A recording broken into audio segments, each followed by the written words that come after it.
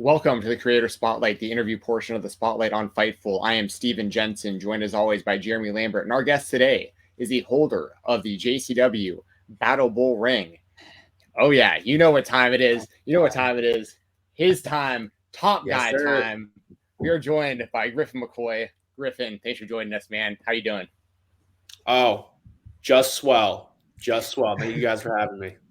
Yeah, absolutely, man. You got a big weekend coming up. We can just jump right into it. You got the Jersey J-Cup. You got a long history of Jordan Oliver, and you're wrestling him in the first round. I mean, this goes back years and years. Young, dumb, and broke. JCW title on the line throughout this tournament. How you feeling going into this weekend, man? This is huge. Yeah, no, it's it's the old cliche, but biggest match of my life so far, biggest weekend of my life so far, and like especially over the past year and a half, I would say, I've had a lot of these weekends, kind of consecutively, and you get these feelings just like days out, where like you don't even know why you're feeling like a certain type of way because your day's out. But I've been having these feelings all week. You can feel the butterflies coming up. But honestly, I'm just feeling like the powers that be messed up because they put me and Jordan in the first round, and they're gonna have their boy lose in the first round like a couple idiots. You know what I'm saying? Like I don't know. Maybe they're just maybe they got like a backstage betting thing going on. I heard about that a couple years ago where they're doing some backstage bets, like at shows or something. Maybe they're doing that. Maybe they're trying to like get some money. And all I can say is I want in on it if that's what they're doing, because they're the ones who are going to have their champ lose in the first round. So I'm feeling pretty great. I might put some bets in myself. So Man, to say the least. I like the idea of that. And I'm not just saying this because you're on the show, Griffin. Jeremy could actually confirm this. I DM'd him this when we were trying to set this interview up this week. I said, I want to get Griffin on as soon as possible because I think he's going to be the next JCW World Champion. I think he is going to beat Jordan Oliver, and I think he will win this tournament. So that's why we wanted you on, is because we think this is going to be a big weekend for you. And this doesn't just go back. I mean, we'll talk a little bit about the last year or so of Jordan having that championship, your history, but that goes back even farther. Y'all know each other for like a decade, right? Yeah, I've known him since I was 15 years old. I've known him since I was 15 years old. He's like a year and a half older than I am, but I've known him since we were backyard wrestling. He was kind of the guy who actually got me into the business of pro wrestling. He's the one who like introduced me to CCW, which is like where I started my training at. So he's like literally the guy who figuratively birthed me in to the professional wrestling world. Little did he know, to his own detriment. So we go back a very, very long way. Very long way. So what's it feel, or what's it mean that this is Jordan specifically? Like, not only do you have a shot at this championship, like, I mean, Jordan won the tournament last year, became the champion, and you made it known like right away, like the next JCW show. I mean, y'all were a part of Young, Dumb, and Broke together with Charlie Tiger and Alice Taylor, and you're in the ring, and I mean, I remember you snatching that mic and being like, you're the champion and I want next. And I mean, I feel like it's been this whole year that's been building towards this match. And I'm with you. I was expecting to see this in the finals, not in the first round. Yeah. I mean, some people were shocked. Others were not, and the way that I like to look at it is, he broke me in, and ever since day one, I've had his back. And I've helped him capture, the CZW Wire Championship. And, I helped him at all of his big matches. And, like really his momentum started because it was me, Ellis, and Charlie sacrificing for him. You know what I'm saying? We put our bodies on the line. When he had these big matches against these big, scary vets, we were the ones out there really, literally human shields for this dude so he could build his career. And it was always my understanding that he would pay us back down the line. However, it happens all the time. You see it. It's why it's a cliche. Everyone, once they start getting that thing, they start popping off. They kind of forget their friends. They forget the people that, help build them. And, especially when COVID hit, he really capitalized, God bless him. He capitalized. He got his big run. He really started popping off on his own. And guess he got too good for his boys. So yeah, of course I snatched the mic from him and I called my shot. 'Cause you know what? Yeah, you know what? He wanted to abandon me. He wanted to abandon me and the other guys. Ellis and Chuck, like they didn't think they were getting abandoned, but Ellis came around eventually. Chuck's still a little delusional. But me, I saw it off the rip, like I guess that's just, something I'm good at picking up. But I had to go out and get it on my own. I had to go out and wrestle a lot of top dudes like Fred Ye High and Rich Swann, JD Drake, and I'm gonna say it until I die. I wrestled KENTA, stood toe to toe with him, an absolute legend, and I socked him in the face. And I got socked in the face plenty of times, but I had to get out the mud myself. After years of already getting the shit kicked out of me. Can I swear on this? Absolutely. Yes. Say whatever you want. Absolutely. years of getting the shit kicked out of me, dude. I cannot tell you how many times I got the shit kicked out of me for that, dude. So you know what? I said, screw that. I'm getting the shit kicked out of me for myself.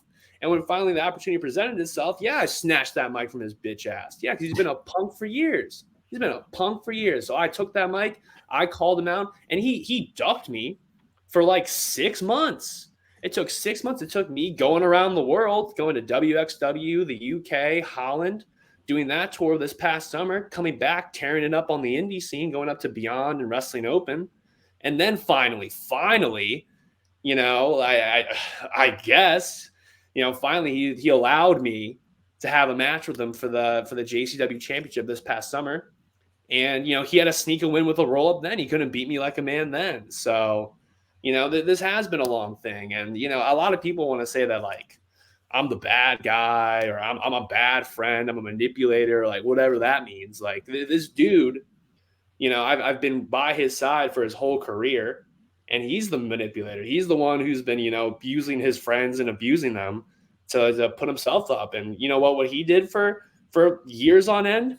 He got other people, other cooler guys, and put them in Young, Dumb, and Broke, had them come out to his theme song, got young Nick Wayne, another young, impressionable kid, started stuck his, ball in that cord and used him as a launching pad for himself to get, whatever clout that he wanted. Like this dude's a snake, I don't know. I know it's a lot of people are not on my side right now, but I guarantee you years down the line, they're going to say, wow, Griff, you are a Nostradamus out here, man. I cannot believe you had it right all these years. And, that's fine because I'm going to be around for a long ass time. I'm going to make a lot of money. And, it's just one of many times I'm going to be right throughout my whole career. I'm just starting early. That's all I'm going to say. I'm just starting early. On the building off of that with Young, Dumb, and Broke and the split and everything, you just kind of recapped a lot there. Had to be a lot of emotions in which I don't believe this was a fully random draw for the Battle Bowl like they like to claim. But you and Ellis, Charlie, taking on Charlie and Jordan Oliver, you guys all coming together, clashing in the Battle Bowl match. What was that like? Yeah, I mean, like, come on. This guy literally bullied like poor Jordan Castle into like picking the draw. They didn't even pick a draw. I was in the back. I had to watch him. They didn't even pick a draw out of the Battle Bowl. He bullied some kid, not even a wrestler, into trying to fight me and Ellis. You know what I'm saying? But hey, he really earns the dumb part in Young, Dumb, and Broke because, I mean, I don't think he realized, but me and Ellis were going up to Wrestling Open for months now and wrestling. Like we had tag matches against Miracle Generation. We had tag matches against Ichiban and Alec Price. We've been wrestling some like really good wrestlers, and we've been holding our own as like a really we've been teaming for years, but like as like a tag team, just a 2-man group, we really had to like learn on our feet and put it together, which is pretty easy because, I've known that guy for even longer than I've known Jordan. That's my boy. So, I don't know, that's another example of him trying to be the manipulator that he is. He was going to try to catch us with our pants down, but me and Ellis, we kind of already knew that like this guy's going to try to pull something. Chuck, he's just a puppet on a string. You know what I'm saying? He's a tiger. He's a dumb animal. But, hopefully I say that with love too. Because I truly think Charlie Tiger will be a star one day. He's got it in him. But he's just still riding Jordan's schlong thinking that's going to get him somewhere. And, I think when, I beat this guy, Jordan, when I take the Jersey Championship, Wrestling Championship, how many times am I going to say championship? But when I take that from him, I think he's going to, he's going to realize, I think he's going to have a revelation and understand that he needs to be his own man. He needs to be his own tiger. And, hopefully he'll come out of that. But, I don't think, I don't think luck is on Jordan's side this weekend. I don't think it is. I think everyone knows. Even I don't really care about people saying on social media, but even everyone on the internet is saying that Jordan's time is up. I think they can feel the momentum shift. I think they know what the writing on the wall is. So it's my time. Wait a second. Are tigers dumb? Hold on. I don't know. I thought tigers were smart animals. Charlie is actually extremely intelligent. He's very smart, very book smart. Unfortunately, one of his major wrestling maneuvers is throwing his skull headfirst into other people's skulls. And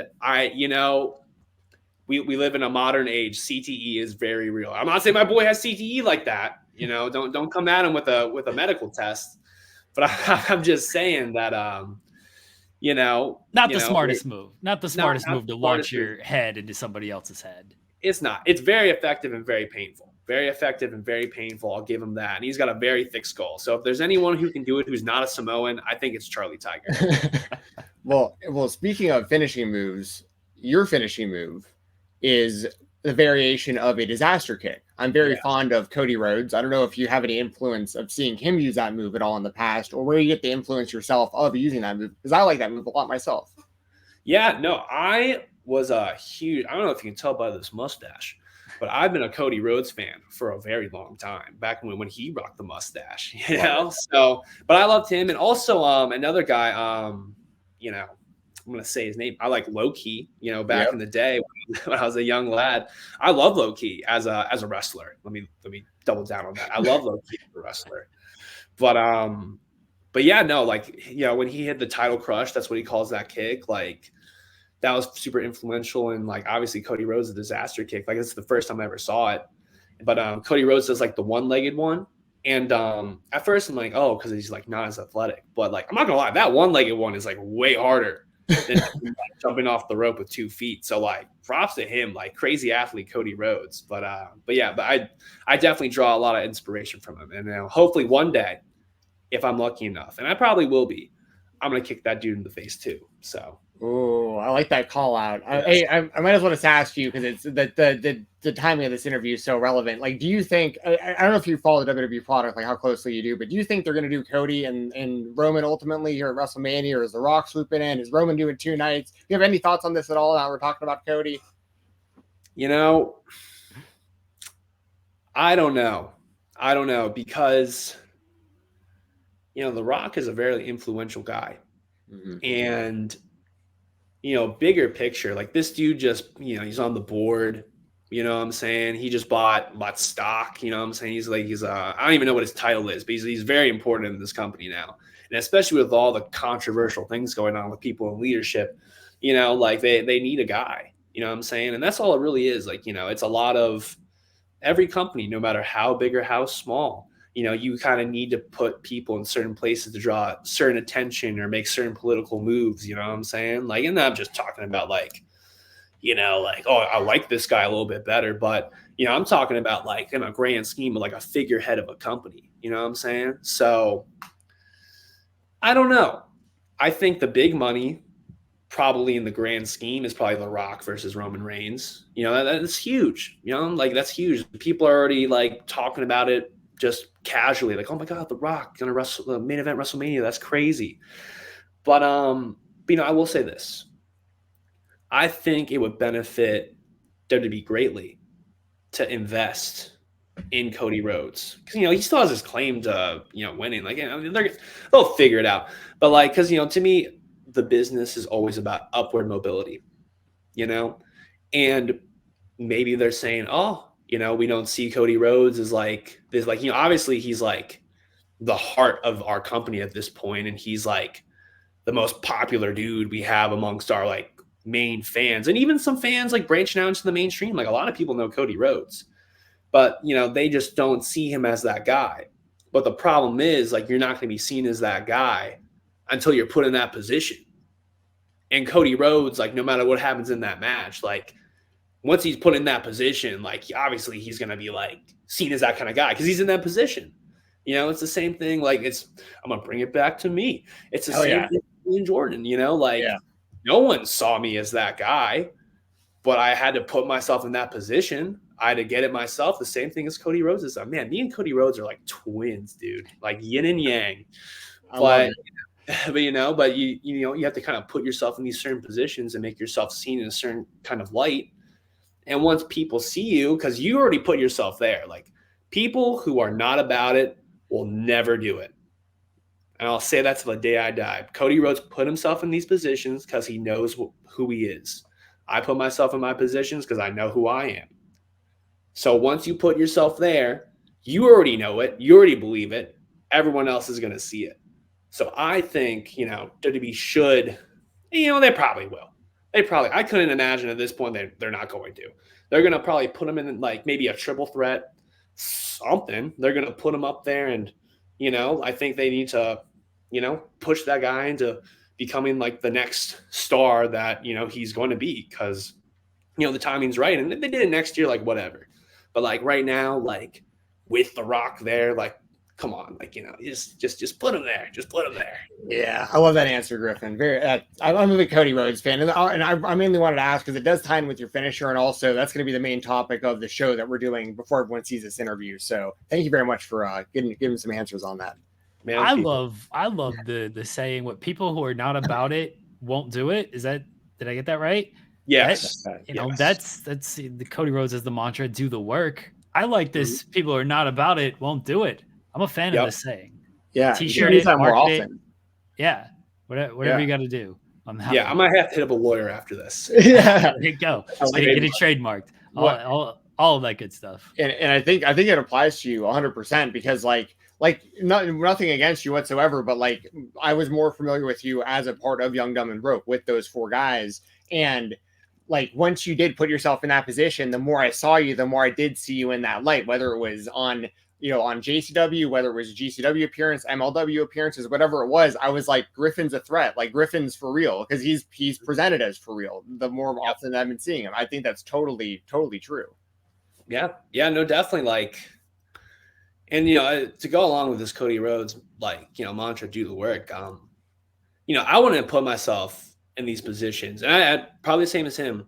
Like, I have worked extremely hard to get where I'm at right now, and it's been a lot of, there's a lot of work that goes into it of like marketing yourself and, making sure you make connections and hitting up certain people and trying to, push for yourself. That's huge about it. And that's, very evident with social media today. And that's a great thing about social media is that you can do a lot of self-promotion and, you can, market yourself a certain kind of way and all this kind of good stuff. But what I think a lot of, what happens a lot of the time is people will push themselves to get to certain positions and places. The problem is that they haven't done the work in the dark to really, back it up when they get into the light. And I think that's the biggest difference between me and I would say about 99% of the professional wrestling world. There's a very small, select handful of guys and girls who, have that ability to, back it up because they have done the work in the dark for years. You know what I'm saying? And especially like ever since COVID, I had a huge shift in like my mentality and my work ethic and all that stuff. A lot of time for self-reflection, as most of us probably did. A lot of drinking too, but, a lot of self-reflection comes when you're drinking a lot. So, I had a lot of time to do both of those things. But, it was really a lot of just, figuring out like what it really takes to be, one of the best wrestlers in the world, because that's what I'm really trying to do. I'm trying to build a legacy as being known as like one of the best to ever do this one day. I fully believe that unless God takes me out himself, I will be one of the best professional wrestlers to ever do this. And it all starts from doing a lot of hard work. Like right before this, I just killed myself for an hour with doing like, this interval training cardio, doing like HIIT workouts, like I was like almost puking like 20 minutes before this interview. I hopped in the shower and I got it together, you know what I'm saying? But like, I think that's why like, I translate so well in like this position of like, I call myself the top guy, and a lot of people are like, oh, top guy what, buddy? But once they see me wrestle, and once they see like who I am, my confidence, and like, just the fact I can back it up, I think that's what like changes a lot of people. And I think that's why a lot of people think like, damn, like I think Griff is actually going to win this thing. People are putting their money down right now because they understand that like, this young kid is actually doing everything it takes right now.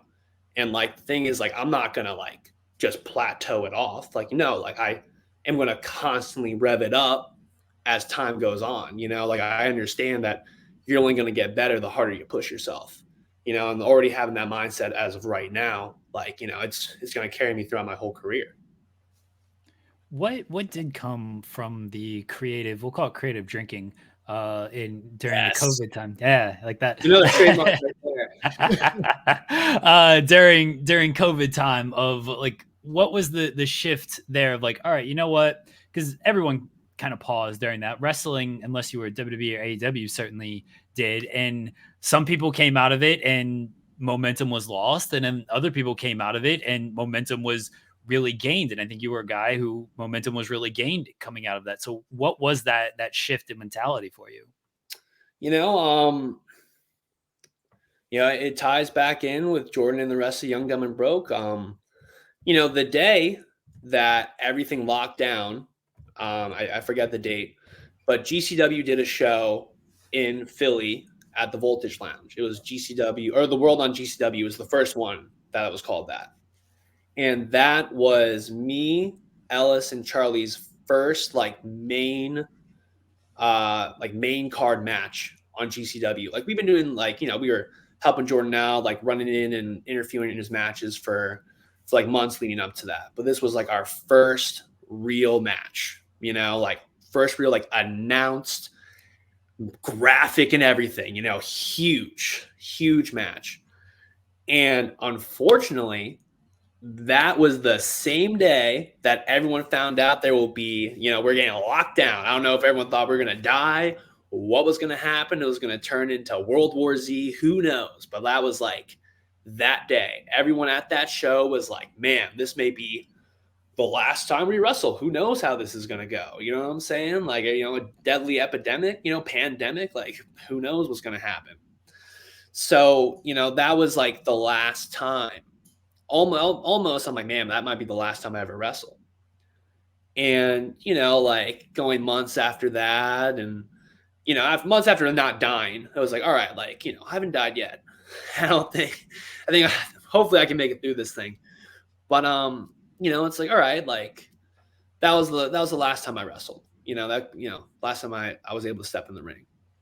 Like when I get back, like, I almost thought that like having that match, like I thought that was going to be like our like launching point as like Young, Dumb, and Broke, like the rest of us, like the others, Jordan's the star, me, Ellis, and Chuck are the others, that's fine. But, that was our shot to really propel ourselves. Because then after that, we were going to have a match at Spring Break where it was going to be all four of us versus Jurassic Express. And like another big, like, like that's a big match in itself, at Spring Break when, all that good stuff. And so like, we thought, I'm like, oh yeah, like we're going to do this. We're going to have this match at Spring Break. And like, we were already talking with a bunch of other promoters, like, oh man, when you guys have this match, you're on the moon, like we're going to give you all these bookings and all that kind of good stuff. And I'm like, in my mind, I'm like, oh man, like we're going to have this run. We're going to get signed by AEW. We're already wrestling like some of their guys, like, we're going to be on TV in a year, boys, let's go. And, to kind of have be like cut off at the knees, it was like kind of crazy. It's like, all right, like, where do I go from here? And one thing I knew I didn't want to do is I did not want to be reliant on anybody else anymore. I was tired of being reliant on Jordan. I was tired of being reliant on the other guys. Like I just wanted, because I didn't get in this business to be a great 6-man tag guy. I love being at that time. I loved wrestling with my guys, but like that's not why I was doing this. And at that time I was like 2021, already like a few years in, and like I'm not gonna lie, at that point, I have a little bit of a big head. I'll self admit that, but at that time I'm like, oh, like it's only gonna take me like 2-3 years to be signed to a television company. Like, oh, I'm good, But and like maybe I thought that was gonna happen with our trajectory, but like it wasn't happening the way I thought it would be. I thought I'd be a big single star by myself, and to rely on other people, like that's part of life. That's a good life lesson. You need other people to help you along the way, which is very true and is true now to this day. I have many people in my corner, but I kind of knew like, hey man, like I didn't get in this to be a second. I was considered a fourth guy. I wasn't even number 2 or 3 in my group. I was fourth guy. I was the fourth guy, Griffin McCoy. So I said, fuck that. That's not what I wanted to be. I'm already like, losing brain cells and breaking bones and tearing muscles off the bone. Like I'm not doing this to be a fourth guy. I'm doing this to be the top guy. And that's why I had that shift. That's why I am the top guy, is because, it's less of like, oh, look at me, I'm the whatever, but it's really a mentality thing. It's a really mentality that like in a mantra that I stick to every day of my life is that I am pushing myself to be great. I am pushing myself to be the top guy. This isn't just a game. This is my life. This is what I'm striving to be. It's a standard I have to set myself to, because I don't want anyone else setting a standard for me. It's all on me. It's all on me. That was my mindset shift. I love that. There's a lot of really good stuff there. Yeah. I'm having hella long answers. This is great. Oh, you're good. No, this is great. This is great. Well, I want to ask you this also. We've talked quite a bit about Alice Taylor. Was he actually your first match?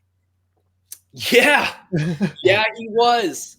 He was. Oh, man. So at this point, it doesn't even matter. So, I used to back wrestle with all these guys, Ellis, Charlie, and Jordan. And, Jordan was already wrestling by the time we met him. He was already like wrestling and training for like around 1.5 years, maybe 2. He was going out to IWA Mid-South in Indiana, and it was like a tryout show, but he was booked for it because, he already started to get his name out there. He needed a ride. And so we were like, hey, we'll be your ride. And he was like, sweet, I'll get you guys on the show. So, little did I know, you had to pay $20. It was a scam. It was a scam. Ian Rodden just scammed people, like just some like, so many of those stories. So many, yeah. I'm one of millions at this point, but I was scammed through $20 at Ian Rodden to say that I'm a wrestler, and like we were training with Jordan a little bit at that time, and a couple other wrestlers who knew what they're doing. But at this point, I hadn't really signed up for a professional school yet. It was all very secondhand knowledge. It was good knowledge, but very secondhand. But me threw down my $20, and I was like, he was like, hey, you can wrestle your boy if you want to. I'm like, oh, sweet, this is great. And so I don't even know how long we wrestled. It felt like 30 minutes. It was probably 5. But I will say this, though. There were many matches that night where the entire crowd was like, you suck. Take it home. Get out the ring. And Ellis and I had none of those. We got a couple claps. So he was my first match. It's my boy. I keep calling him Ellis. He's Pat Dynamite now. I'm putting it, Pat Dynamite. Whole new shift, whole new change. He's going to do big things this year. I guarantee it. Sorry, go ahead, Jeremy. I wanted to ask about your experiences at MLW. You mentioned doing TV wrestling. MLW is a television company with some pay-per-views and infusion every week. Like, how's that been specifically working with MLW, but also specifically wrestling a TV style match? It is challenging. Definitely challenging, as you can tell by my long-winded answers, I love to take up as much time as possible. I to, you know, I love to be in the ring as long as possible, but you know, you got time constraints, you got limits, you know what I'm saying, you know, hard time limits, and you know, you got to meet those. You really do got to meet those, and that's like, you know, then the thing about it is like time changes all the time. You know, like you might think you have this time limit, maybe it's 10, maybe it turns to 2 minutes before you walk out the curtain. You know, it kind of just is a roll of the dice, you know what I'm saying? So you know, but luckily, like especially coming back from my first tour of Europe this past summer, I started to do Wrestling Open a lot, you know, and they're very big on their time limits and stuff like that, and having to, you know, make sure you kick some ass in this very short amount of time. So, you know, being able to do that, leading into me, you know, working with MLW, that was a huge help. You know, that was a huge help. But yeah, that was probably the most challenging part of it. But, you know, the best part of it is like they got great cameras, you know, they have great production. I looked sick, you know, that was always kind of the thing I was worried. But, you know, I've been on some shows with some good production for sure. But, you know, when you get to that real TV production, you want to make sure you look as good as you think. And luckily, I look pretty sweet. So, what was the kind of feedback that you got coming out of that 6-man match at Kings of Coliseum? Because it was you and TJ Crawford, who y'all have been teaming together quite a bit with MLW, along with Tony Deppen, who I consider to be I consider him to be like the litmus test of GCW. Like if you go to GCW and you wrestle Tony Deppen, because he gets in there with everyone, like that's how you kind of prove yourself, in my opinion. Like if you can't have a good match with Tony, you probably don't deserve to be in that spot. And like if you beat him, they're probably going to do something with you. So seeing you three together as a team, I think has been great. And then on the other side, you had Alec Price and Wasted Youth, who are making big names for themselves in their own rights. What was your feedback you got from that match? Because I saw Twitter like blowing up during it. Oh yeah. So, you know, I can't say enough good things about all those guys, even Busta and Wasted Youth, you know, but yeah, like, no, we got great feedback. You know, the internet was buzzing after that match, and for good reason, you know, and like, I'm not gonna lie, I've known all these dudes for like a minute now. Like I've known TJ.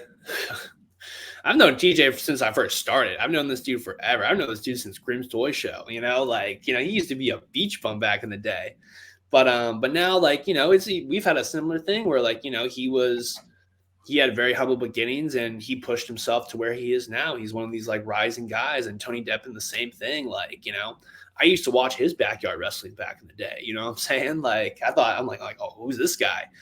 And but you know, even like Marcus and Dylan and Busta, like I think Busta is one of the man.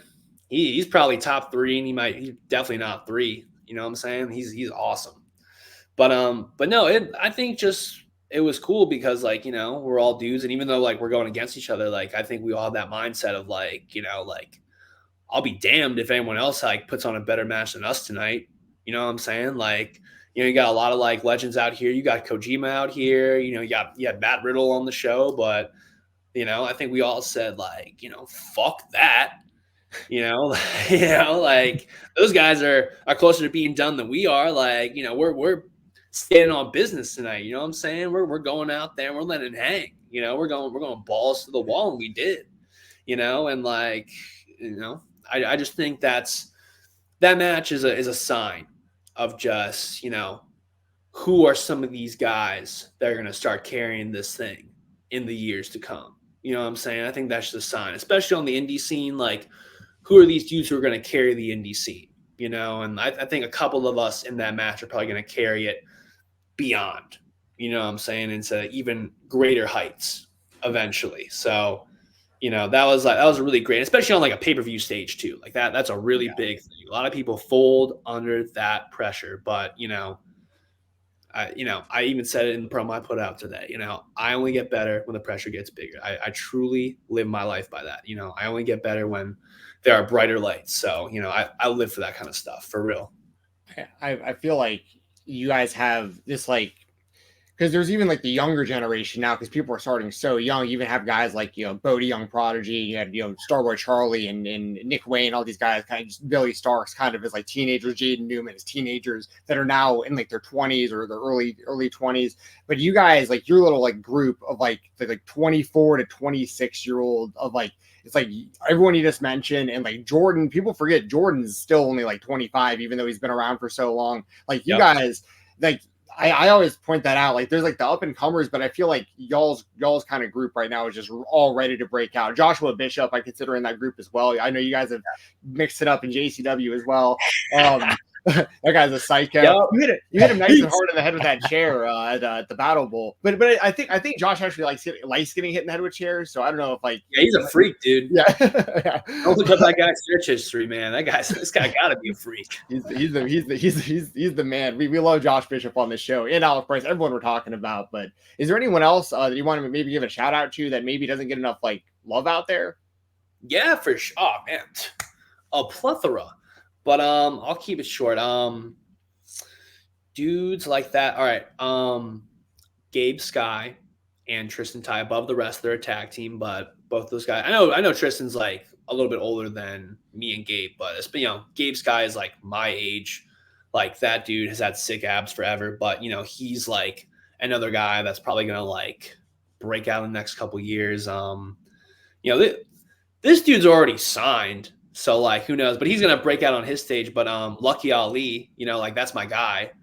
And, like, that dude's going to be making money for a long time. That guy was just, like, born a star. You know what I'm saying? But even, like, hey, like, I'll put some attention on CZW for a second. Like, CZW, like, it's been a road to start building it back up. And, I don't really give a shit what people say about it. Not, if you don't like it, piss off. I don't give a shit. We're trying to be out here with a bunch of young dudes who are hungry, who are athletic, who are really pushing themselves to like, be some of the best wrestlers out there. So you got dudes like, you're going to have to deep dive for these guys, but they're coming up. They're all coming up like Matt Quay, Vinny Talata, and Miami Mike Walker. They're the post game. They've actually been wrestling on Beyond recently. So, you're going to be seeing them sooner than later. There's another kid, Troy Parker from West Virginia. He's going to be like the next Samoa Joe. He's sick. This one dude, Richard Adonis, he's from Florida. But we had him on the show, formerly Richard King. Not made the name. Formerly Richard King. Yeah, yes. Yeah, he's been on the show before. Yeah. But yeah, so that dude's a star in the making. Another kid, Brando Lee, he's my age, but he's from New York. He's going to start breaking out soon enough. Like, there's a lot of guys like that. So, there's a lot of, it's funny. Like, people put so much attention on like these like really like they're not kids anymore. All these kids are like 20 years old. So we're all kind of in like a same range, but there's like this huge youth movement, with like the Nick Waynes, the Billy Starks, and even like Leon Slater, he's like not even 20 yet, I think, but there's a lot of that, but like there's these dudes who are like, we're all in like about to hit like that next level, like just everyone says that next level is like between 27 and like your early to mid 30s, like that's like their prime. And I think that's even extending now with like sports medicine and all that. So like, there's a lot of dudes who are like on that cusp. And I think everyone loves like that new thing. And a lot of these people, like the main people like the Billy Starks and like the Star Boys and, all those guys, like they're going to be around for a very long time. But, everyone's so obsessed with the new thing. But like, a lot of these dudes who are like right in this age range right now, like, we're kind of all where we're supposed to be in a way. We're all like in that, like everyone knows we're simmering right now. So maybe there's not like this, like, oh, like when's it coming? Like everyone knows it's coming. So like, we're all just, all just grinding in the dark. We're still under like, we're all doing dope shit, but like, we're all just like, slowly building that. So like in the next couple of years, like we are going to be those people, we're going to be like these, like some of these top names on like, the global circuit. So, a lot of people coming up right now. Yeah. Y'all are like the young veterans, like all y'all who kind of started like as teenagers already. Like it's so wild to me because I've been following Jaden Newman's career for a long time since he was like a teenager. And like, I heard him as named, he was like in a 6-man the other day and they're like, the veteran of the match is Jaden Newman. I'm like, Jaden's a veteran now? Like, this is blowing my mind. This is crazy. And everyone he's wrestling is kids like he's trained at TWE. I'm like, this is so wild. Yeah. Now, you mentioned CZW. I've got to get your thoughts on it. You mentioned it. You just touched on it briefly at the beginning of the show. You wrestled Kenta. That was a badass match. Tell us your experience with that. Man, I'm not going to lie. Like 2 days before that, I'm obviously a very confident guy. I work very hard. That's why I'm very confident. I had a full-blown panic attack 2 days before that match. I was up until like 1 a.m. I was playing Spider-Man on PS4, like I was playing the Amazing Spider-Man. And like, as I was swinging through, Manhattan and feeling the rush of the controller through my hands, like just in bliss, like, I don't know, like I just started getting this insane feeling inside of me. It felt like I was personally swinging through, the streets, whatever. I mean, I just, it was crazy. But then as that day came, a calm came, because, you have these like moments of clarity, you kind of have to understand that, like, if I wasn't preparing for that match, like, I would be terrified. But, like, you kind of need to have like these feelings of like intense anxiety and stuff like that. Cause like, let's face it, like that goes back to like, the evolution of man and just like, creatures in general. Like you have these feelings of like, fight or flight, like this is what like a warrior feels before they step on a battle, like this is like what keeps you sharp. This is what keeps you, ready to go. This is what keeps you like, locked in. Like these are the feelings. And like, while they're like terrible, terrible if you're not really familiar with them, the more you familiarize yourself, like you understand like, oh no, like I'm about to do something epic, I'm about to like go to battle. I'm about to go to war. And like, I had some big matches leading up to that, but that was definitely the most intense I have felt that in my entire life. But honestly, that propelled me to have like one of the, probably one of the greatest matches of my young career so far. And like, Kenta, we kicked the shit out of each other. He kicked me in the face so many times. I took a go to sleep, what I'm saying? I was knocked out. But, like after that match, like, like, I don't know if you can really hear it on like the audio, but he pulled me in like very close, almost sensual. But, he like whispered to me, like a whisper, like didn't like, it's kind of a tight environment at that venue. But like, he didn't say it very loud for like other people to hear, but he just like looked me like dead on in the eyes, said like very quietly, like we're gonna do this again soon. Like I'm gonna see you like very soon. Like don't like, like this is gonna happen again. Like like he just like kind of locked in with me.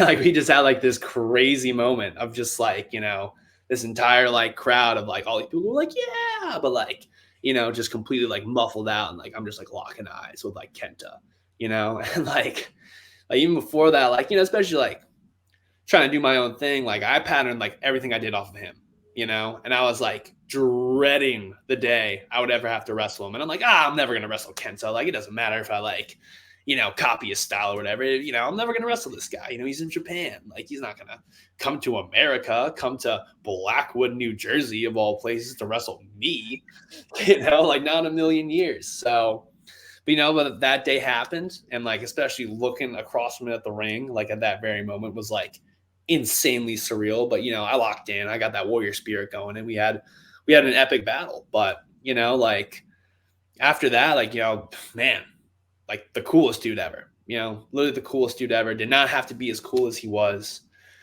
Really did not have to be as cool as he was. What I'm saying? Just like very down to earth, very cool dude, intense. But like, just like just a great guy. Like I'm forever in his debt. I don't know, that it's just, even like I'm like a year removed from it right now, because I was only really like a year and some change ago. But like the farther it goes along, like the more crazy it is that like, like he decided to do this.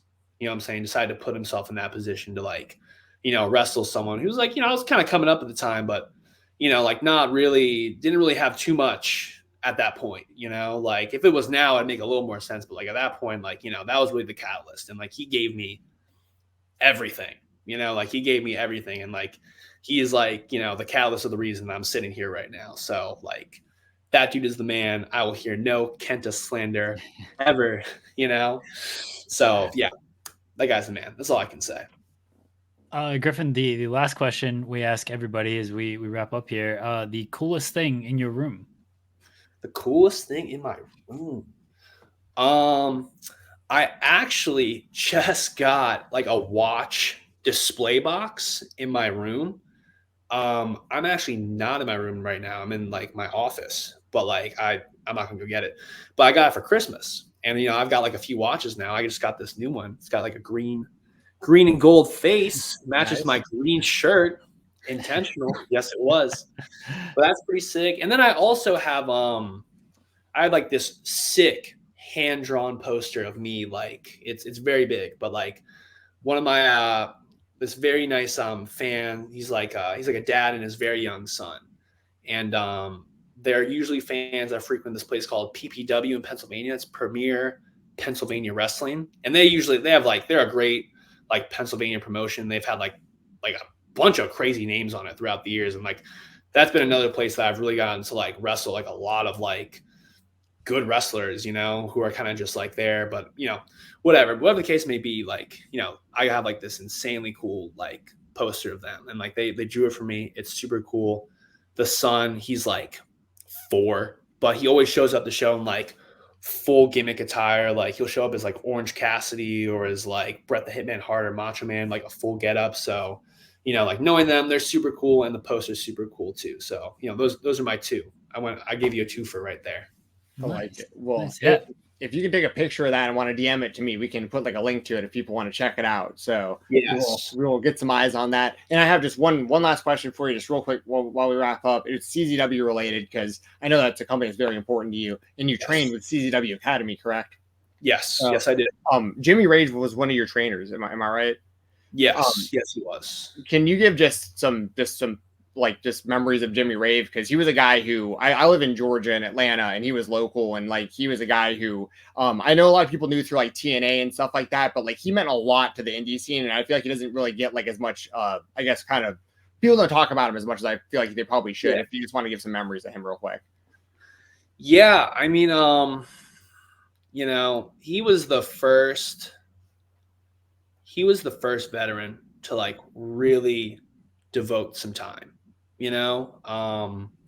Like I had some vets maybe at the time, maybe just honestly, I had like Rich Swann at that point, but he was like super busy, like doing TNA and all that stuff right when he came back from WWE, and like he was always really cool, but sometimes it was a little hard to, he's always kind of a hard guy to get in touch with. He always like loses his phones or gets in like a new phone, so he's a little hard to get in touch with. Like Jimmy was really the first guy to like actually sit me down as like a young wrestler and like give me knowledge, like I've never, and even like now, like I've had some people that I've been able to do that with, like that I've wrestled before, but he was the first guy I really had access to, and like who had really like a guy who like done a lot with his career, and like obviously wrestled for TNA, but like lengthy run with like Ring of Honor, like had some like legendary matches, what I'm saying? And so like he's like, and probably to this day, like the smartest guy I've ever met in the entire business, like just like the amount of knowledge he has is insane, an insane amount of knowledge of just like any kind of style of, just anything you want to know, whether it's like actual business of wrestling, whether it's, like how character, or, anything you want to know, like that was him. And like, especially going down, like, he's from Georgia, and, when I was with the guys, we would go down to, what's it called? How am I messing up the name? A promotion in Atlanta where we wrestled at a nightclub called District Atlanta. But, we would do these car rides with him. It's a long drive. It's like a 15-hour car ride. But he would stay up. Like we would leave at midnight and get there at like noon the next day. But he would stay up like the whole time, and just like, whatever questions that we had, he would just answer questions, or whatever stories we want to hear, he would tell us stories, and like, it's, you got 4 young dudes in the car, like we're chirping away. We got all the energy in the world, he'd been in the business for like a couple decades at that point. I bet he wanted to go to sleep, but he was so nice. and like just, you know, like talking about whatever we wanted to talk about, whatever like minor detail or like big question that we had, you know, he always had like the best answer for it, you know? So, you know, shout out Jimmy Rave. You know, like in his fingerprints, like he has touched like way more of wrestling than you think, you know, like way more people, you know, like everyone I've met has like a Jimmy Rave story, you know what I'm saying? Like how they've been like touched by him in a certain way. And like, you know, wrestling's very interconnected, but like that's a dude who's really like spit game, and his game has like touched a majority of the wrestling world, you know, not just like, oh, that guy's cool. Like, no, like I learned this from him, or I learned that. Like I was able to like pick up on this little bit of advice like that. He has really influenced the wrestling world like that. And not many people have. So, you know, shout out Jimmy Rave, rest in peace, Jimmy Rave. Like, you know, that's my guy. Absolutely. Well, that's a great way to wrap up. Once again, Griffin, thank you for joining us. Good luck this weekend. Not that you necessarily need it from me. I think you're going to do great. And I know I talked kind of some trash on Jordan Oliver a little earlier. I want to put him over. He's done a fantastic job with the JCW championship, and that title belt means a lot. Dude, you don't want to do this. You want that title. He's put a lot of prestige on that title. You're right. You're right. No, he has. He's worked his ass off, but, you know, I'm going to take that on my own world tour. So, you know, I'm going to do that and more. Yes, there you go. Jeremy, you want to wrap us up? Yeah, Griffin, let everybody know where they can find you at. I am at the Griffin McCoy on both Twitter and Instagram. My email is griffin.mccoysf@gmail.com. I have a website in the works. I don't have a domain name yet, but like, hey, maybe just periodically check in like once every couple of weeks for like Griffin McCoy, prowrestling.com, whatever, and that will pop up. But those are places you can find me. You can find all my content and stuff like that. I have t-shirts, long sleeves, 8x10s, wristbands, stickers, and trading cards that are all available for purchase. You can DM or email me, and they will all be available on my website. Just periodically check in every 2 to 3 weeks, starting from the time this video is released. I promise it will get out within 6 months of this video. It will be out. I'm a busy guy. I train a lot and I wrestle a lot. So that is my guarantee to your viewers right now. Well, yeah, we appreciate you joining us. Everybody can check out the links below. You can watch Griffin this weekend, Friday and Saturday, the JCW J-Cup. He is taking on Jordan Oliver in the first round. You'll see him on Friday. You'll see him on Saturday. I got a feeling too. Probably a tournament match on Saturday as well. Griffin, thank you so much for joining us. We appreciate it. Guys, we'll be right back here on the Spotlight.